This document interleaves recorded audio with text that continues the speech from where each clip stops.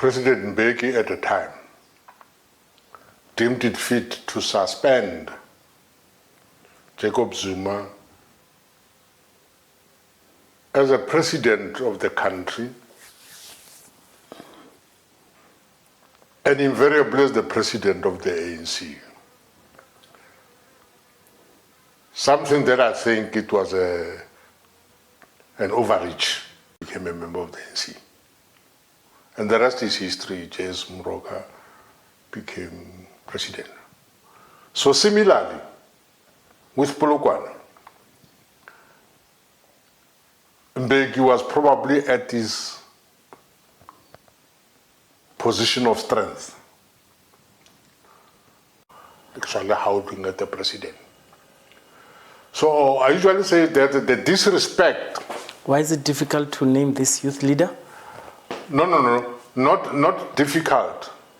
As an option, I think it's a known fact who that youth leader was. If it's not a secret, why can't you? No. I mean, it's Sikhe Zikalala. He was then the Secretary General of the ANC Youth League. You know, so I'm just saying let's not waste time on obvious information.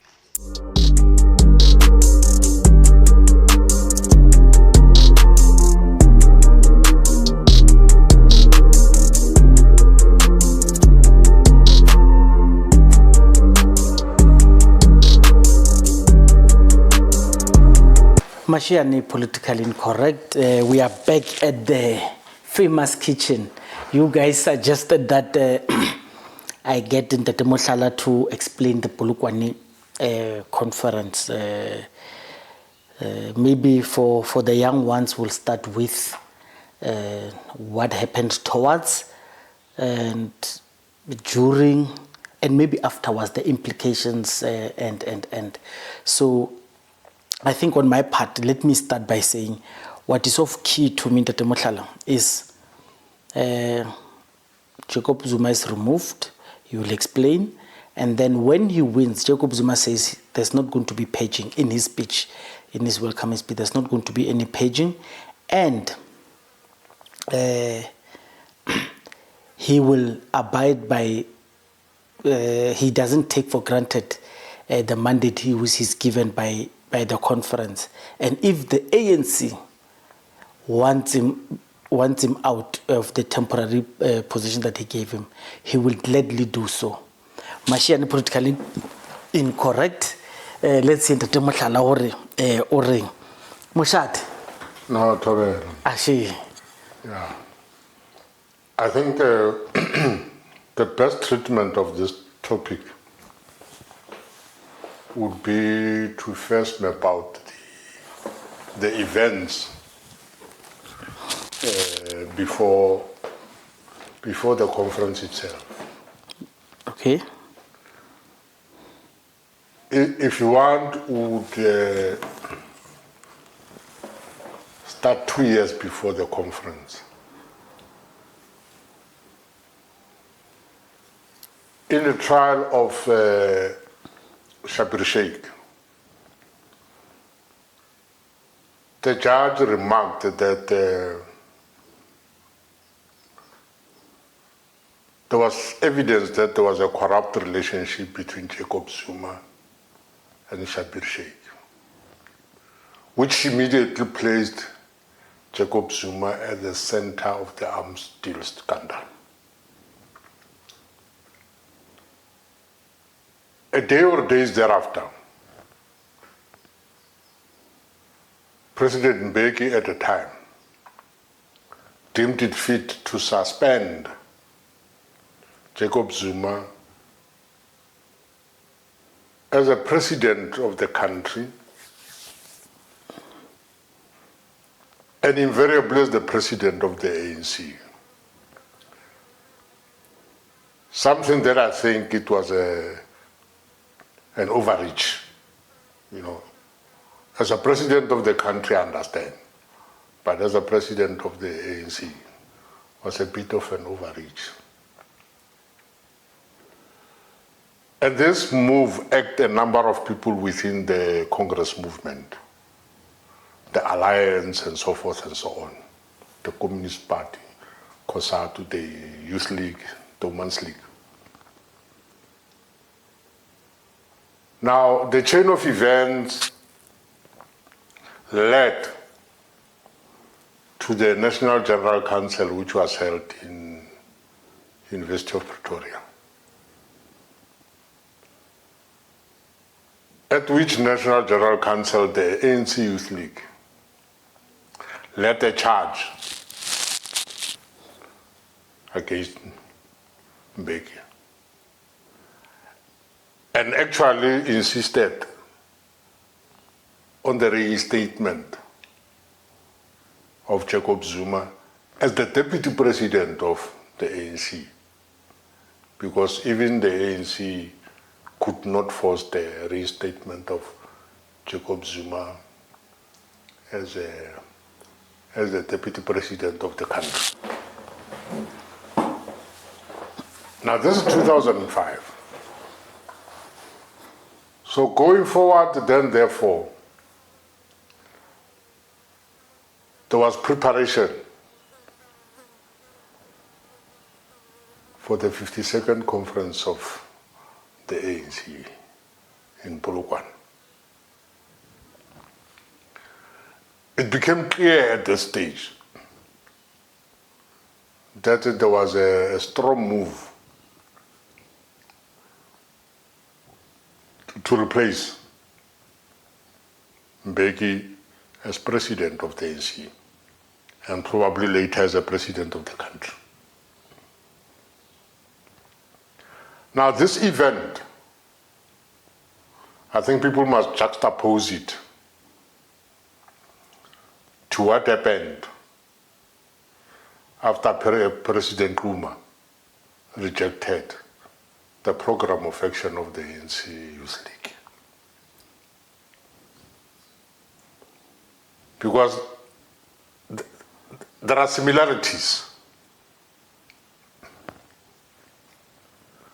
When President Zuma did that, he was arguably at this position of strength.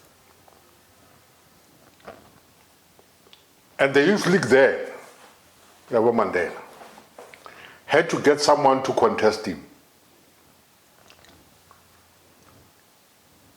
They virtually could not find anyone who was prepared to contest him until they came across Dr. J.S. Moroka.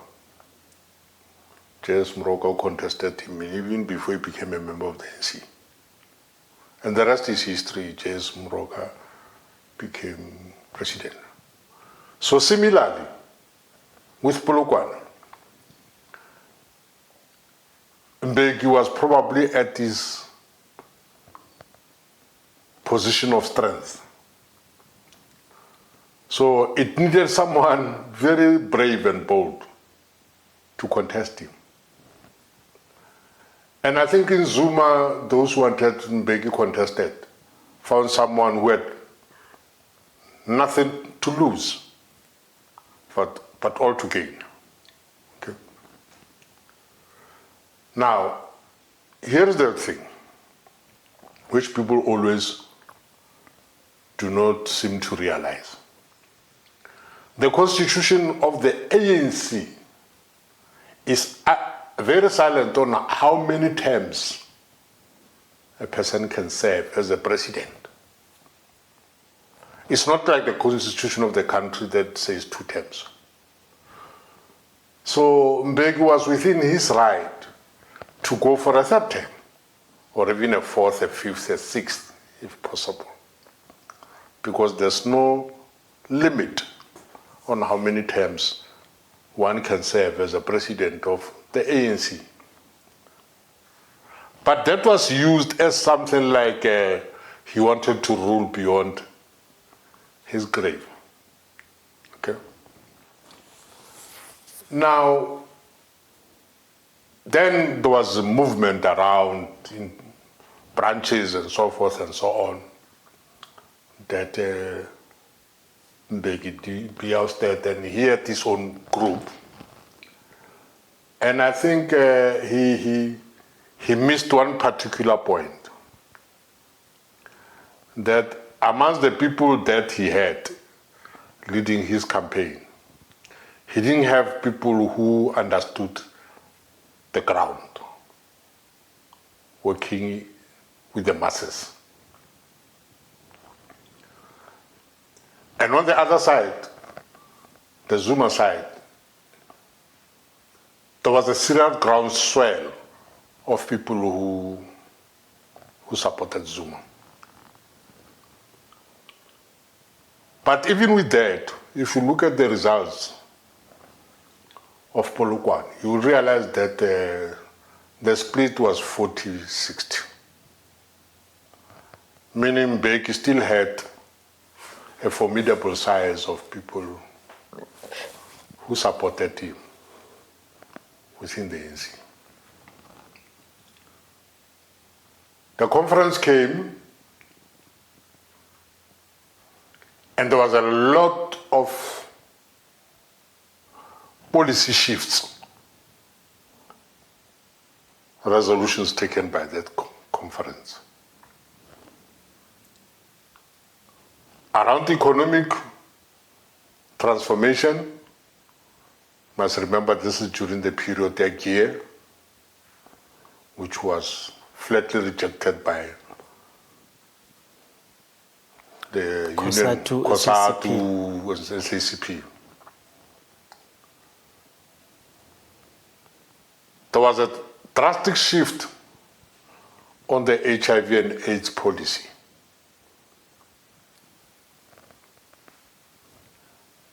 There was a shift on safety and security, with a clear resolution passed to dissolve the Scorpions. So there was that thing. There was that thing which, according to me, was even infused with element of anger.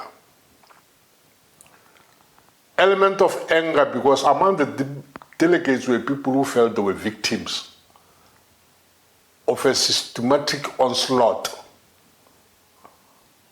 by President Mbeki and his people. So they were resisting this thing. Now, it came as no surprise, therefore, when Jacob Zuma was then elected the president. But I'll tell you something very interesting, and my observation, of course. If one is to listen to the political overview given by Mbeki and the organizational report delivered by Comrade Motlanthe,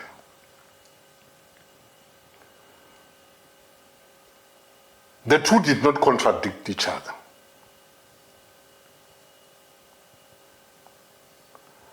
But one will remember that when Mbeki delivered his political overview, he pointed, among other things, that there were divisions within the organization, which was a fact.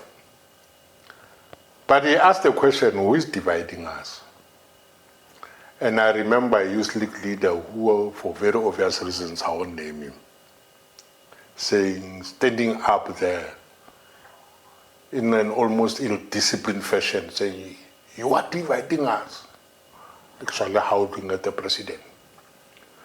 So I usually say that the disrespect. Why is it difficult to name this youth leader? No, not difficult. As an option, I think it's a known fact who that youth leader was. If it's not a secret, why can't you? No. I mean, it's Sikhe Zikalala. He was then the Secretary General of the ANC Youth League. You know, so I'm just saying, let's not waste time on obvious information. But I'm saying the disrespect shown at Mbeki, who was the president then, had its own unintended consequences. That in the ANC, if the president, even the president cannot be respected, surely no one else can be respected. And we are reaping the fruits thereof today. Today, we are reaping the fruits of something that was planted in 2007 in Polokwane. We'll come back to that. But then the chain of events was that after he was voted out in an NEC meeting, 2008, the NEC took a decision to recall Mbeki, setting a very dangerous precedent. But before that NEC decision was taken, just to illustrate that this decision was taken somewhere and brought into the NEC for endorsement, Julius Malema had already said to the press that when we come back from the meeting at the end of the weekend, Mbeki will no longer be president. So, meaning that he looked at the balance of forces and knew that those who no longer wanted Mbeki as president was more than those who would probably have wanted Mbeki to stay on as president until his term as president of the country ended in 2009. So they cut it short and added it in 2008 and put Motlanthe as caretaker president until the elections of 2009. So in other words, there was no agency to remove him other than people simply no longer wanted him. Okay? Now, Polokwane conference. If Morogoro conference was a watershed conference, Polokwane was a turning point for the ANC. Turning point in that it set out how the ANC was going to behave in its conferences from then henceforth. Okay. Now,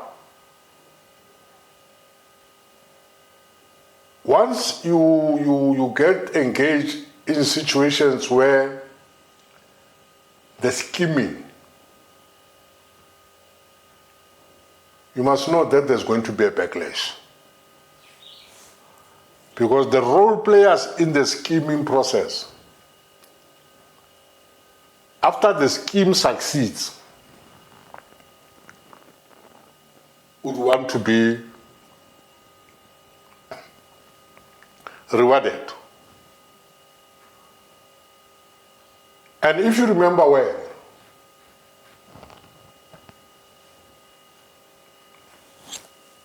Zuma positioned himself as the modern day Machiavelli,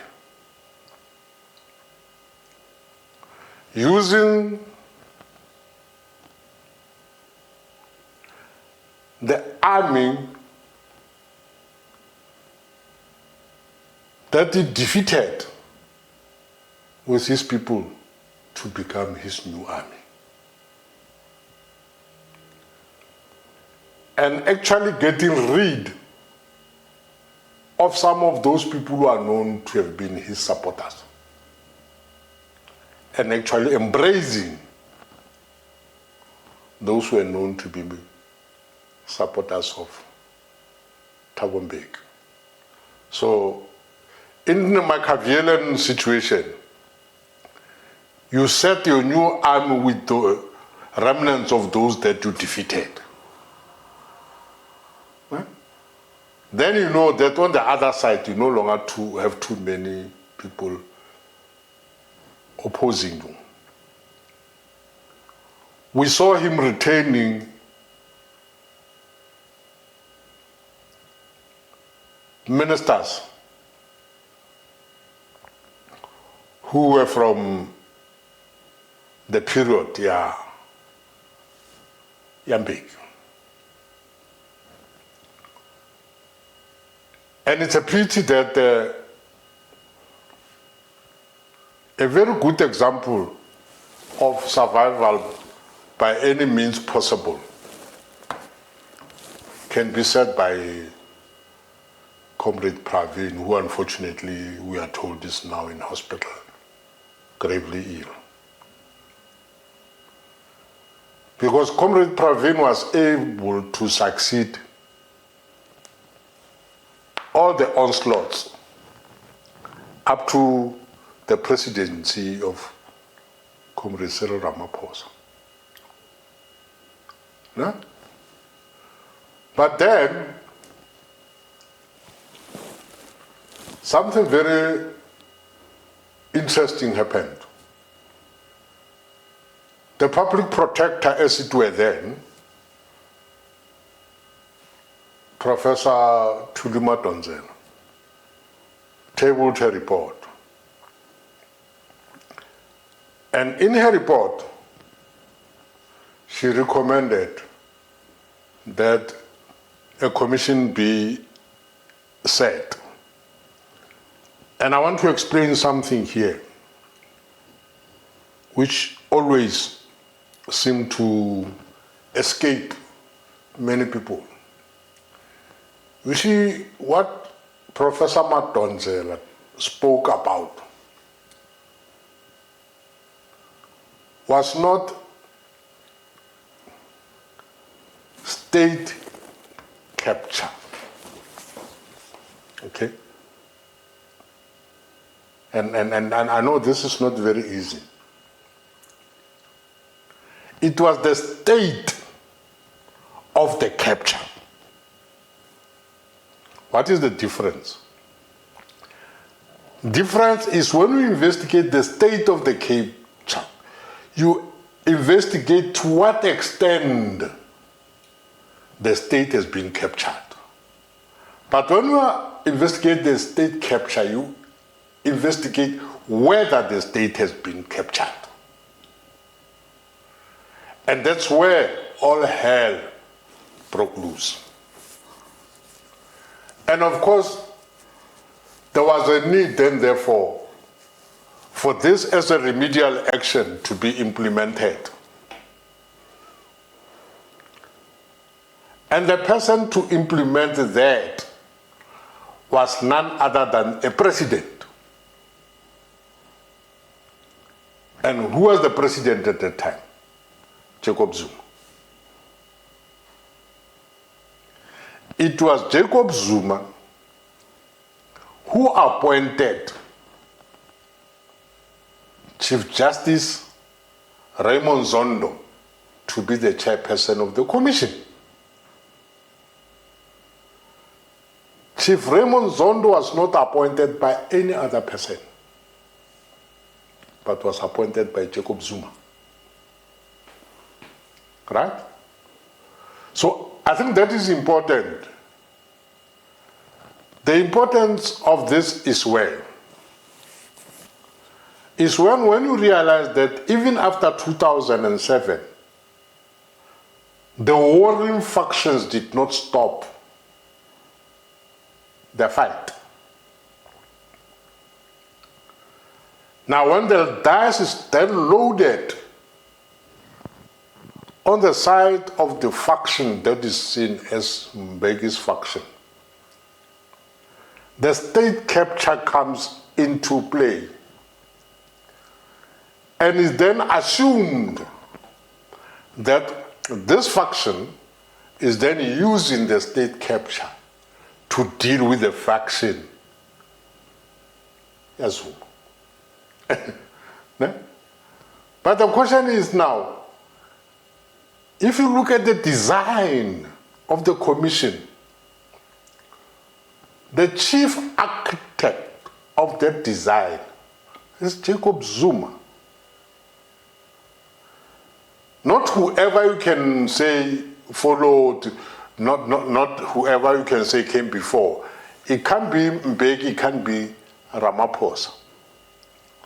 Because at that stage, they did not have powers to can appoint the chairperson of the thing.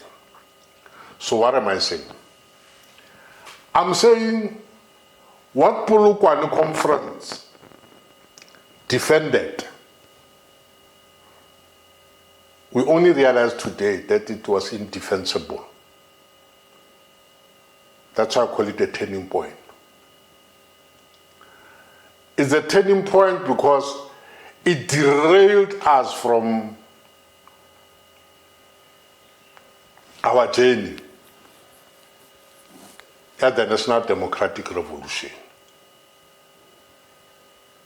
It defocused us. It made us start looking at certain things. And it's an open secret today that all those people affected, true to the fact, are now today out of the ANC, having formed a certain political party, which I'm not paid to advertise, so I will not name it. But we must go back in history. We don't seem to listen, we don't seem to listen, to learn. You know, the description given by Comrade Herikwana of Jacob Zuma, Impunga Ehlati, best fits the situation if you analyze from 2007 to today. Now, I'll show you something. Zuma becomes president in 2007. 2012, we go to a conference in Mangaung. And by then, comrades have started realizing what type of a person they're dealing with. There are those who feel, no, we must remove this guy. Yeah? Who do they field? They field Kgalema Motlanthe, a reluctant candidate. Comrade Kgalema didn't want to be part of that, but he had to listen to people when they say he must contest. What does Zuma do? He goes and pulls in Ramaphosa to be his deputy. Yeah? And Ramaphosa agrees, he deputizes him. But then when Ramaphosa is supposed to ascend to the throne, Zuma starts having problems with Ramaphosa. Who does he want in that place? In desert. Nkosazana, Zuma. When that project failed, he doesn't stop there. We are mad is true. 2022. He now endorses Mbeki to contest Ramaphosa.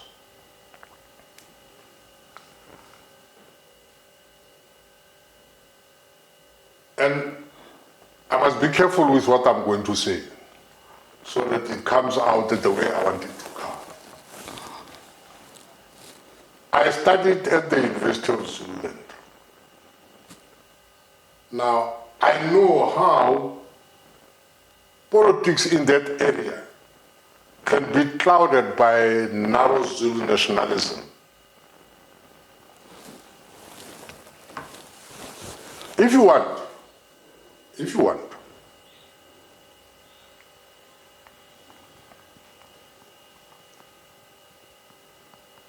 you look at Jacob Zuma,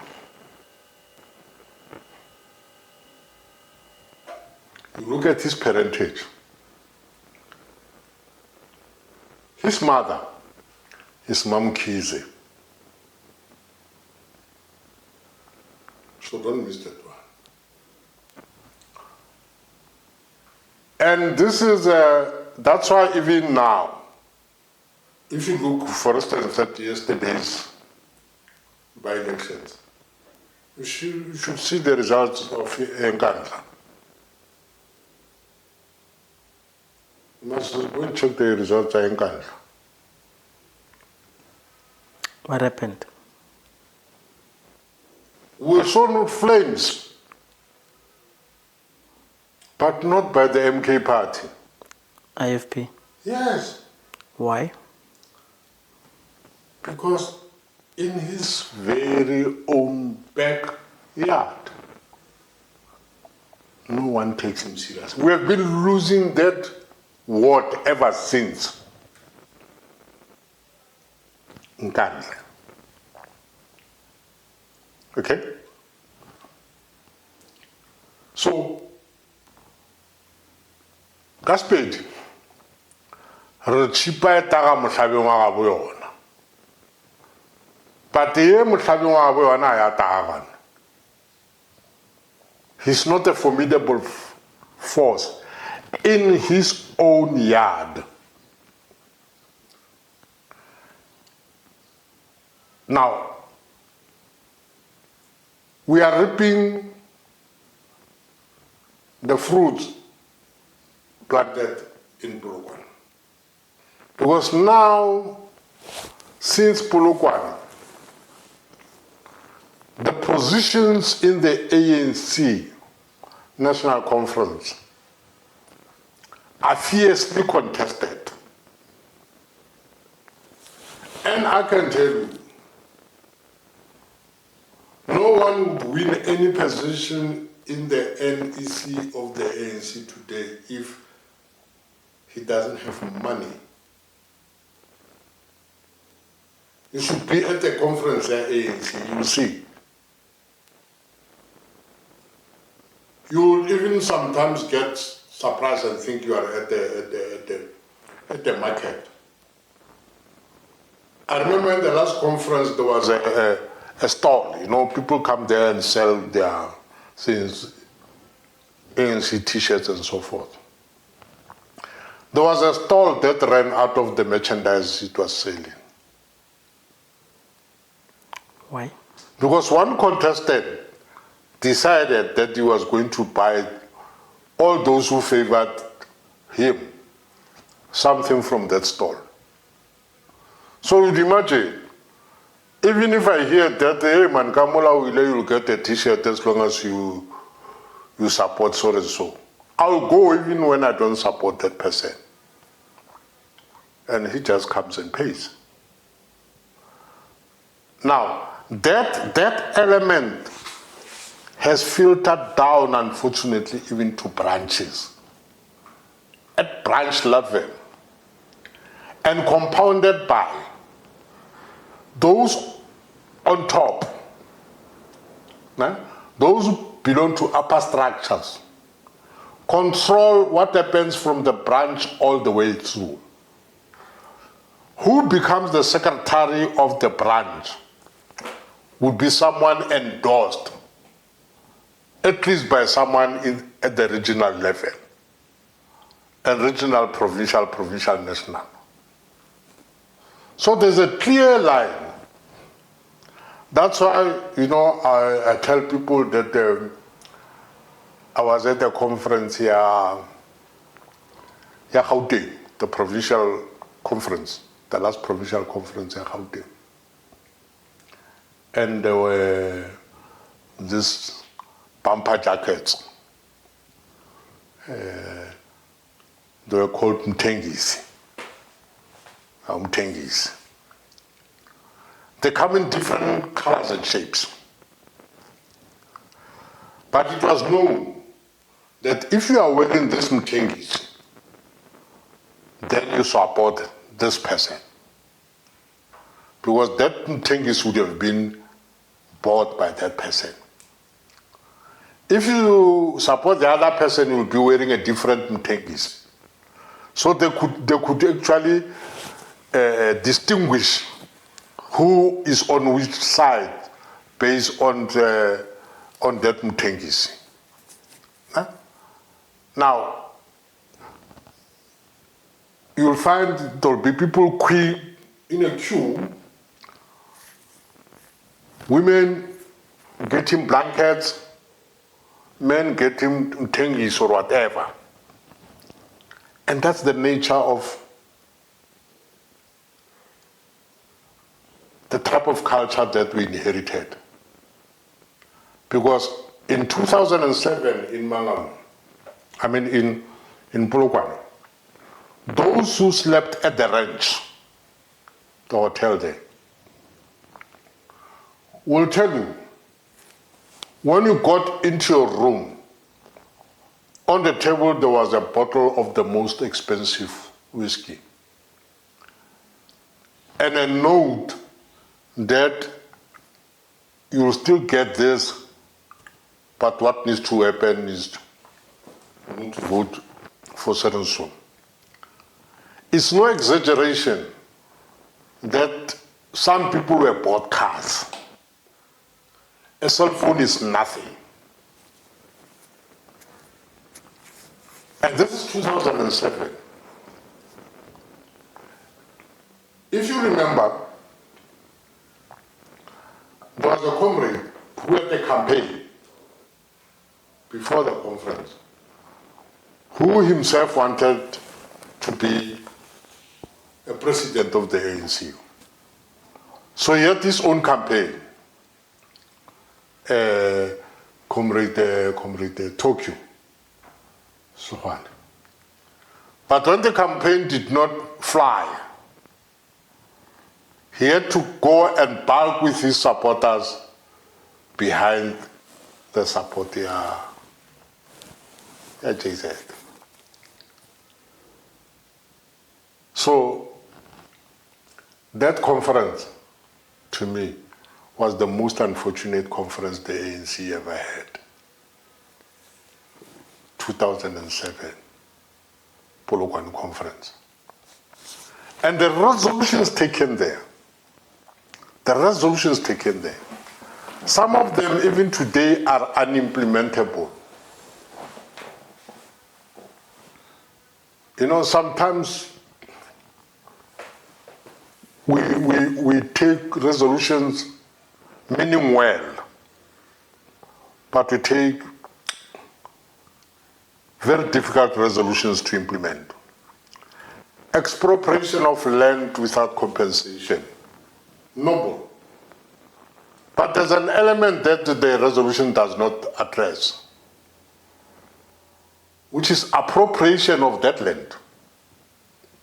Okay?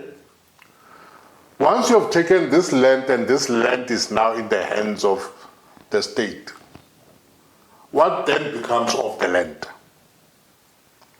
Who do you appropriate it to? Forget about the constitutional imperatives and so forth. Everything else equal, let's say you have expropriated the land. What do you then do with the land? And remember, we are still custodians of the Freedom Charter, which says the wealth of the country shall be shared amongst those who work it. So there's a rider there. The people who are going to share in that wealth is going to be people who work it. It's not going to be everybody. So I'm saying, I hope and trust that going forward, my organization will, when taking resolutions and look at the implementation part thereof. Nationalization of the Reserve Bank. And then how? How are we going to do it? Yeah? So, and this is the problem that goes back to 1996. And I would have imagined that 1997 should have realized the mistakes that we have made and started to correct them. The privatization of state-owned enterprises.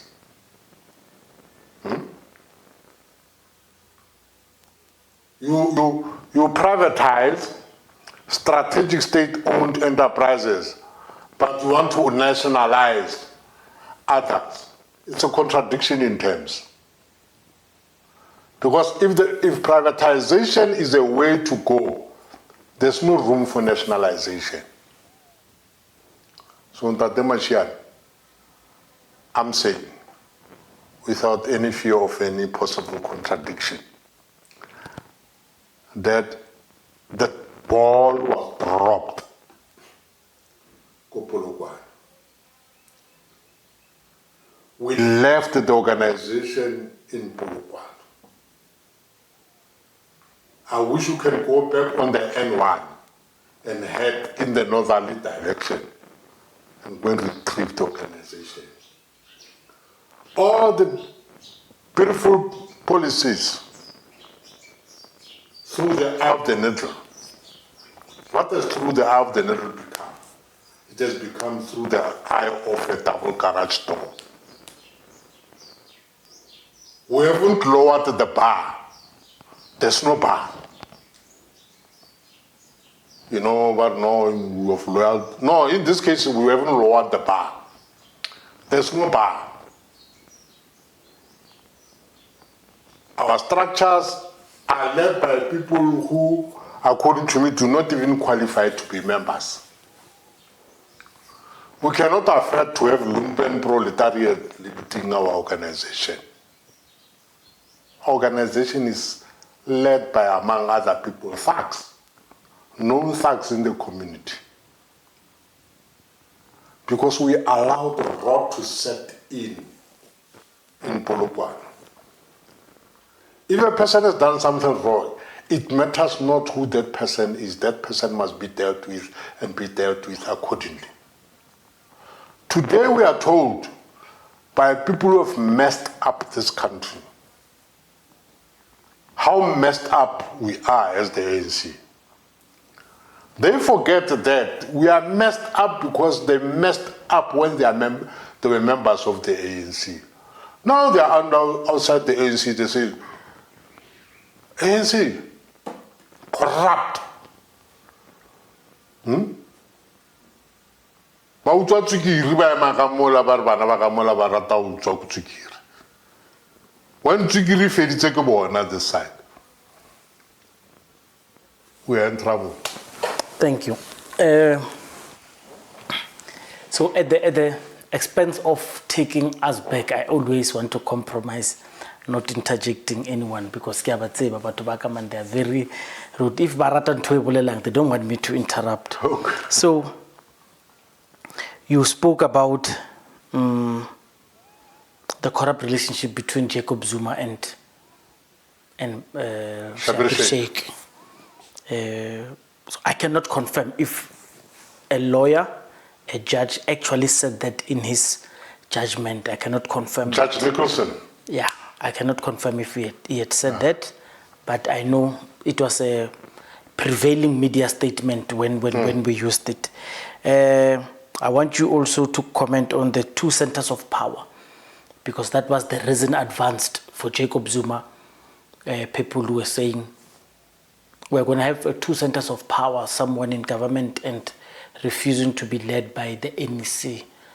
And then I've got lots of issues, but I want you to pack the Pravin Gordhan at the end of the podcast so we could discuss it. What kind of a person was he, and why did he survive many presidents, and why are people loathing his character generally? And was Polokwane a pro-poor project, and did it turn out to be pro-poor because of the policies it advanced, and most of which failed? And principally is they took 2 weeks to implement the removal of the scorpions, but the rest of many resolutions were not adhered to. Especially a case in point is labor brokering, which was ignored until even all of them, their term of office ended. Another one is, I want you to dwell on Mpunga Yehlati. What did Harry Gwala mean? Explain to us who do not know the language. The last one, I'm throwing you all of them because I don't have, I can't answer. You don't want to interject. Yes. Delegates of the ANC are known to kill each other, to fight for the perks of going to conference, because there's juice there at conference, and as well as to be on the poll on by-elections and local government elections. They would kill each other. So if you are number one, if in your branch you are number one, they ordinarily elect number two. It's a standby in case the other one doesn't make it. And people say it is very dangerous to be number one because you now become a living target. Someone to make a list to that conference automatically, they would want to get rid of you at the 11th hour. Because once they take you out, automatically, while your family is dealing with the funeral, he's going to conference or he's going to the poll. So I'm just giving you all of these things, and they say they all came around and from the culture of Polokwane. I don't know if you remember them, but those are the issues. Okay. Yeah, I can remind them because I wrote them down. Yeah. Let me start off with the first one that you asked. The ANC is a secular organization. Now, it's a secular organization that believes in, among other things, democratic centralism. So the ANC is an organization which has a center. And that center is not an individual. So I don't subscribe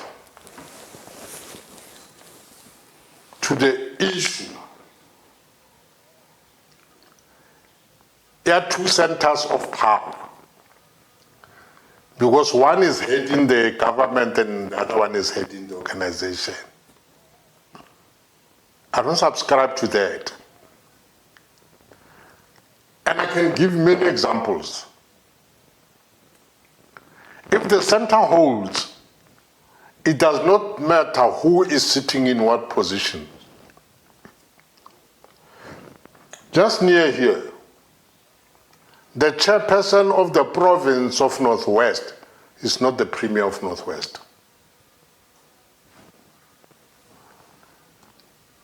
And there is no apparent problem because of that situation. There's no two centers of power.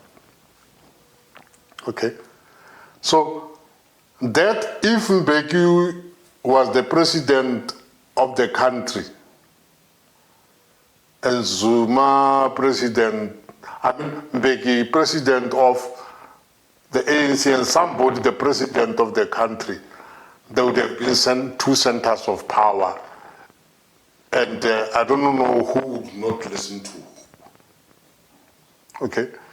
Because I would imagine the president of the country will always implement the mandate of the organization. So there's no organization there saying president of the country. So I don't subscribe to that. Okay? But you raise another point. which not long time ago I argued very strongly. And I'm saying if this thing happens, I don't have a living example of that happening. And this is the notion that people kill each other in the ANC.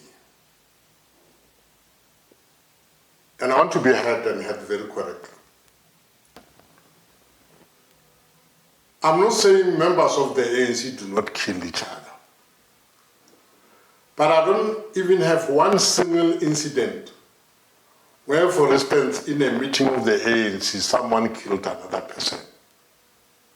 In the meeting of the ANC because of disagreements within the ANC. I don't have any. One comrade was telling me about the incident in Tshwane, in Pretoria, in Pildish. The unfortunate situation where someone was shot there. And I said to the person, Comrade Jab, there was a meeting of the ANC in Pildish. And that dispute that led to the shooting of the comrade from Amaskral did not obtain in the meeting. We don't know what led to the two shooting each other outside the venue of the meeting. And he said to me, the shooting took place in front of him and another comrade. And I said to him, you were a witness. What happened to what you know and witnessed? Because you can shed more light. But the truth of the matter is that this killing did not take place in an ANC meeting. I know there are members and leaders of the ANC who were ultimately arrested for murders of certain leaders and members of the ANC. But all those killings did not happen in ANC meetings. Never. I don't know of any. There might be one that I don't know of, or even 8 that I don't know of, but I don't know of any. Yes. Now, so for me, my answer is yes. People get killed. People get killed because they are now elected as councillors and they get assassinated. I found myself sometime acting in Winterfeld, Ward 24, after 2 councillors were killed. You know, the first one was killed, replaced by another, and that one Lena was killed, and I was sent into the area. And I asked the ANC, why are you sending me there? Because at that time, they killed. Do you want me to get killed? And I was convinced that they believe that, whether correct or not, I was the right person to go there, because with me there won't be any violence. And I can tell you, for the entire period I was there, not one tire was bent. No single toy or protest took place. How I did it, I don't know if it was done by me. But immediately I left, so 2 weeks after I left, tires were on. I remember I had to personally go in and rescue a councillor who was held hostage there. So what am I saying? I'm saying these things happen. Why they happen and how they happen, I do not know. So I can't even say that the reason why for the entire period that I was in that ward, nothing happened was because of my presence there. I don't know. Okay? I do not know. But the reality of the situation is some of the things that are done by our people are actually directly responsible for them getting killed. Okay? There's a lot of money if you know where the money is and how to get it. If it's money that you want. I'll tell you, when a project is implemented in a ward, the ward councillor determines who is in the steering committee, who gets appointed as a subcommittee and so forth and so on. But if you do that without the involvement of the community, you are going to end up appointing people who will be seen as your people. I faced a situation, a similar situation in Ward 24. And for me it was very simple. I called the people, the community, and say, we are going to need a company that is going to offer security for the project. If you know of any company, security company that can be appointed for this, please go and collect their CVs. And they came with their CVs, 32, and we needed one company. And I took them all into one room and said, comrades, I'll be back to see you at 11:30. Of these CVs that you have, guys, select for me 5. And when I came back at 11:30, they hadn't as yet agreed on which 5. That's the community. Yes. And I said, okay, I will give you 20 more minutes. Ultimately, they gave me 5 companies. And I look at the requirements, the specifications. Some of the 5 were eliminated by the specification. And I remained with one company. And it was easy to appoint that to say to the contractor, this is the person you can use as a security. Did I know who the company belonged to? No, I didn't. And the contractor said, I'll need 4 laborers from the community.